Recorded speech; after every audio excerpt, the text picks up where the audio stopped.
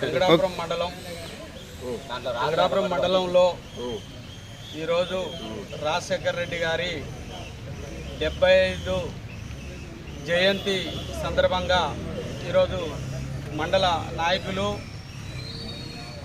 కార్యకర్తలు వీళ్ళందరూ వచ్చి ఈరోజు 75 జయంతి నివాళులు ఇవ్వడం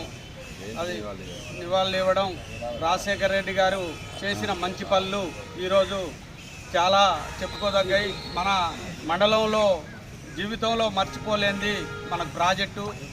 చాలా అంటే రాజశేఖర రెడ్డి గారు గతంలో ఏం చేసిండనేది ఆయన జీవితాంతకాలం అందరం మనం కాదు మన పిల్లల తరం కూడా చెప్పుకోవడానికి ఒక ప్రాజెక్టు ఉంది. ఇక్కడ చేసిన పనులు కూడా అట్లున్నాయి.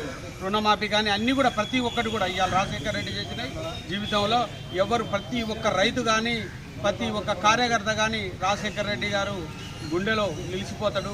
ఈరోజు రాజశేఖర రెడ్డి గారు చేసిన మంచి పనులు ఈ జీవితాంతకాలం కూడా గుర్తుంటాయి. ఇవి కూడా ఖచ్చితంగా మన అందరం కూడా రేపు ప్రాజెక్టు ఇవాళ 100 ఎకరాలు తెలుస్తానంటే 1000 ఎకరాలు రాజశేఖర రెడ్డి గారి పుణ్యం.